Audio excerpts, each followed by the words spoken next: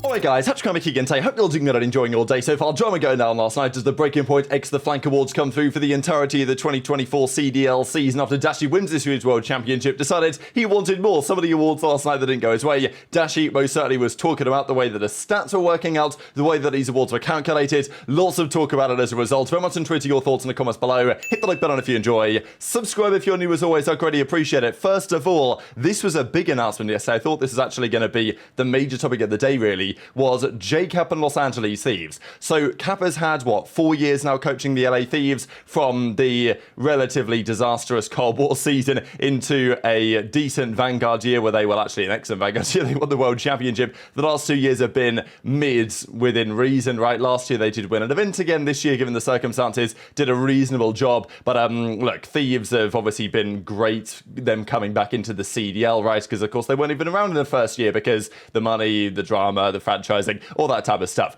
But Cap's been their head coach now for several years. Shane came on, if you guys remember, during the Vanguard season, certainly seemed to help them get to the next level in terms of winning the World Championship that year, fixing their search and destroy. It's always difficult to say, right, how valuable a coach has been to a certain lineup. I think Cap gets a fair bit of credit, and I think for good reason, to be honest, right? The players, the other coaches that he's worked with seem to say, and for understandable reasons, Cap, one of the greatest minds ever in Call of Duty, one of the best players ever as well, of course, 3-time world champion when you consider the fact that he won it as a coach. Like, if Karma's a 4-time champ because of the coach ring, then Cap's a 3-time champ because of the coach ring. But this has been confirmed as basically a mutual decision. It's not like Thieves have got rid of Cap. It's more that Cap decided that he wants to step back from effectively living in LA. Like, he wants to live back where he's from, I think in like South Jersey. And he's decided that after the years working and living out of LA, he wants to, well, live back where he's originally from. So I think very commendable decision from Cap here, but also, you know, I imagine a very difficult decision, right? Because he wanted to do that, but difficult to make the coaching job role remotely, right?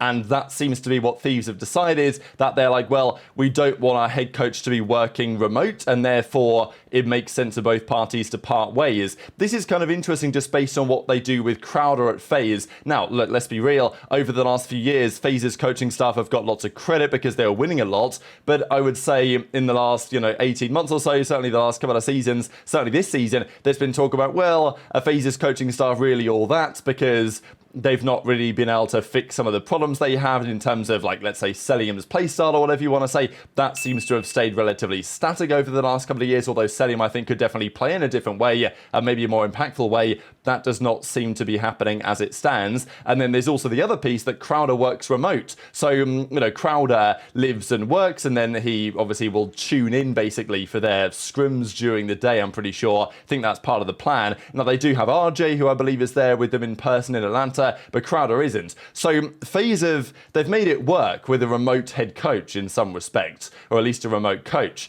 But you could argue that maybe that isn't actually the way to go. And I think generally speaking, if I was a CDL team, I'd want my coach to be there in person. Certainly the head coach, I think you'd want that to be the case. So that's why Cap stepped away, at least in some part. And, well, he's now looking for his next opportunity. And we'll discuss what that could be in a second. As Priestahh says, getting choked up watching Cap's retirement from 100T coaching. So, I'm sure Priestahh's thinking about what his kind of future might be as well. And there's obviously been some discussion. Well, Clay, how about you went to coach the 100T team or something or other instead? So, replies from here from Octane and some of the other guys that worked with Cap over the last few years. Great guy, great player, great coach as well, it seems like, from what people are having to say, but not going to be part of Thieves. That raises some interesting questions, right? Because Thieves, theoretically, you would think they would look to replace Cap on some level. Whether that is putting Shane to the head coach and bringing on another assistant coach, but I don't think they'll want to level down their coaching staff on the same season where they seem to be trying to level up the amount of money they have to play around with. But yeah, as Cap says, he wants to move back to the East Coast. They've decided to part ways, but he's looking for remote opportunities, right? And I think that some teams should at least consider this possibility. If you're a team like Boston, for example, we don't know what's going on there behind the scenes. We don't really know what their plans are, but I would say that, they would would be within their right idea to say, look, Cap, will bring you on as like a remote coach or something just to help out the team. I think that could be a pretty wise idea. But, it's going to be, I imagine, difficult for Cap to kind of do what he's been doing for the last few years in a remote landscape, but we'll see, of course, what the future holds. I guess the real question would be, though, from the Thieves side, who could they get instead? Is there a coach they have in mind to replace Cap? Do they go out and talk to Accuracy or something, right? Just because Accuracy, we're 99% sure, worked with OpTic in some capacity in the lead up to the World Championship win. But is he going to get signs as like an Accuracy, Karma, JP Krez coaching staff for OpTic?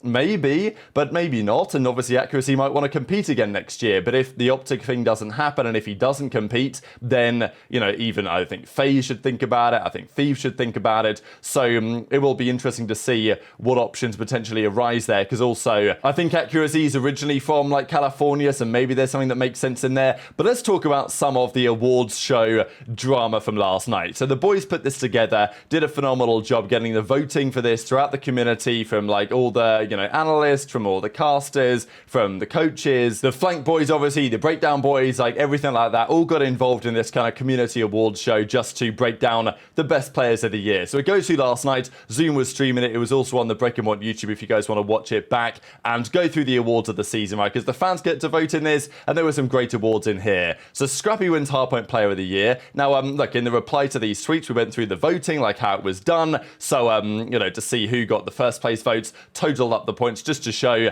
this was, Scrap, HyDra, Simp effectively. And you'll find for lots of these awards, Scrap, HyDra, Simp were effectively the chief protagonist, I should say, in the analysis. So Scrap wins Hardpoint Player of the Year, Simp wins Search and Destroy Player of the Year, Scrap also wins Control Player of the Year. So despite the fact that he didn't win an MVP this season, Scrap, even when Toronto won, it was CleanX that won the MVP. And of course, the overall season MVP went to Simp, although HyDra potentially disagreed with that based on what he said during that situation. But Dashy, he won Objective Player of the Year. And I think this was relatively clear cut here, right? If you actually look at the overall voting, it wasn't even really close. There was only 2 people that even got a first place vote in the objective standings. 30 of them were Dashy, 6 of them were Insight. So really it was either Dashy or Insight here for the win. And then you had aBeZy, then you had Cellium. But pretty much everyone was in unanimous agreement that Dashy was the Objective Player of the Year, which is a pretty crazy thing to say when you look at Dashy's career a couple of years ago.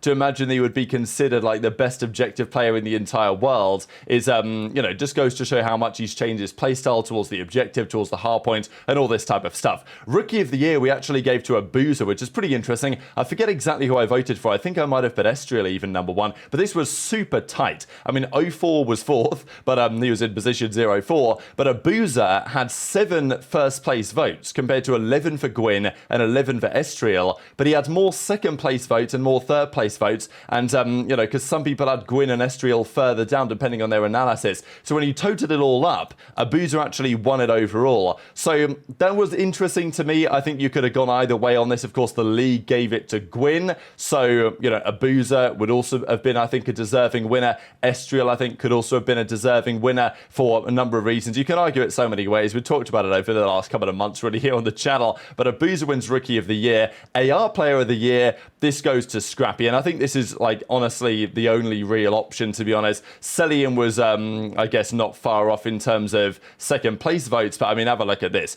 Scrap got 34 first place votes out of 36. Cell got 2, Drazah got 0, but he was 3rd. Then it was Dashy, then it was Ghosty, right? So I think this is probably about right, but no one was in any doubt that Scrappy was the AR Player of the Year. For SMGs it went to Simp. You can obviously argue HyDra as well. This was close between the two, but even then most people went for Simp in terms of being the best SMG Player of the Year when we did the voting on this. But then this is what was causing a bit of the controversy, the Clutch Player of the Year award. Now there was a couple of other things. Regular season MVP of course for Simp, Champs MVP for Shotzzy of course. The awards went to Dashy as 1 versus 3 versus Atlanta FaZe for Player of the Year. It's pretty interesting, right? Because this was an incredibly crucial clutch in the grand scheme of the season. Effectively, massively, not single-handedly, but it was massively important to why OpTic were able to win Major 3. If he'd have lost this round, very possibly OpTic bow out of the tournament then and there in the losers bracket, and they never win the entire thing. So interesting that a clutch from Dashy was the player of the year, but he didn't win clutch player of the year, and we'll get to in a second. Map of the year, again, another OpTic versus FaZe banger. This is back at Major 1 when Kenny hit that crazy moment on the invasion to end up winning OpTic the game. Best champs map actually went for this one, which was the very final map of the grand finals actually, which was actually a banger in and of its own right, even though it felt like OpTic always had one hand on the trophy at this point. Stream clip of the year went to Mr. Ben JoeDeceives for the route that he popped at the start of the season. Shout out Gersh and the Flank Boys for social team of the year. Okay, you could argue it was biased or whatever, and then Scrappy kind of guest of the year. But let's rewind a little bit here to clutch player of the year in Skyz. So Skyz takes the dub on this one, and a lot of people would argue that it could well have been Dashy, right? Now, I'm not exactly sure what went on the voting for this one because there wasn't that in the replies here. There was, however, another reply, of course, talking about the breakdown of Dashy versus Skyz in like the battle to be the clutch player of the year. Now, at the end of the day, these are awards just for fun, right? I mean, there's nothing too serious about this, really. We're doing these awards for fun to create discussion in the community, and I think it's always a great time. Like, the boys, easyMac, and everyone that actually puts the hard graft in to make this happen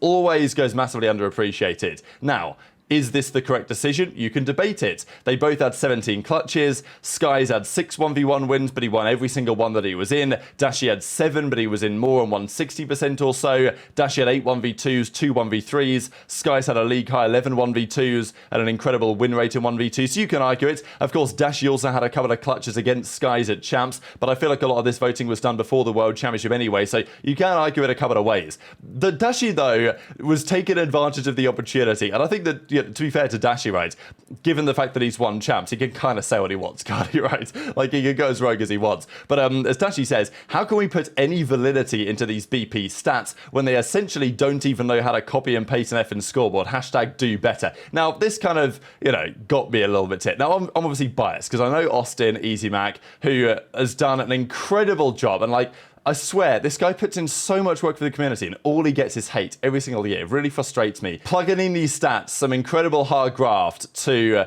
make this actually happen for the community, and then people just, you know, basically just try and tear him down every single year. Like, it happens all the time. But anyway, what Dashy's talking about here is that this was the final scoreboard of the map 4 that they eventually won OpTic against New York Subliners. Dashy went 9-4, but the issue was that on the website it was 6-3. Now, this is because the scoreboard was literally glitched. I mean, this is the problem that easyMac has to deal with here, is that the scoreboards that arrive into the game is broken, right? The scoreboards that turn up aren't even the real ones. Because as easyMac says, just copy the scoreboard, hashtag do better. Thanks, Bruce. My bad, brother. By the way, this was fixing the data instantly too, because this was what it actually looks like. When the game ended, this was what came up on the screen. So it showed Pred was 11-5, Dashy was 6-3, Kenny was 0-1 or whatever. Like, all these numbers are wrong. So, you know, I guess easyMac thought, well, maybe that was right to plug it in, and then he fixed it a couple of minutes later, and look, okay, it wasn't initially correct on the site, but you're not always going to be perfect, especially when the game isn't perfect. So as Dashy was saying, like, look, I got time to like case out, like, what's good? Like, let me just run it up. And even JKap says, going rogue now that nobody can say anything because you got the ring on your finger type thing.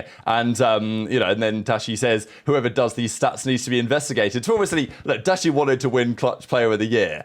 Like, I don't really, to me, it's not really a massive deal, is it? Let's be honest here, right? It's not like a league standard award. It is just for fun. Okay, Dashy wanted to be, I guess, clutch player of the year. He wasn't happy that he wasn't, but I don't know, it is what it is as far as I'm concerned. Like, I kind of take Crone's stance on this, that it's like you got a ring on the finger, like, you know, cheesing over Pixel Awards or whatever as Crone says. I'm like, you know, maybe it doesn't matter that much, because easyMac goes on to say that, like, the stats that are done are just him. Like, no one helps him. He plugs the number in basically from the data views into the spreadsheet and then upload it onto the website, and they always glitch a lot of the time. So he'll then, like, he goes back and makes sure everything's right after the fact, even if it takes, you know, a couple of hours or whatever. And okay, in this moment, Dashy's stats are wrong for that map, but what can he do? So anyway, that's the rundown of the drama and the awards winners from last night, but very much enjoying your thoughts on all of this stuff in the comment section below. Hit the like button if you enjoyed, subscribe if you're new, take care, and I'll see you next time.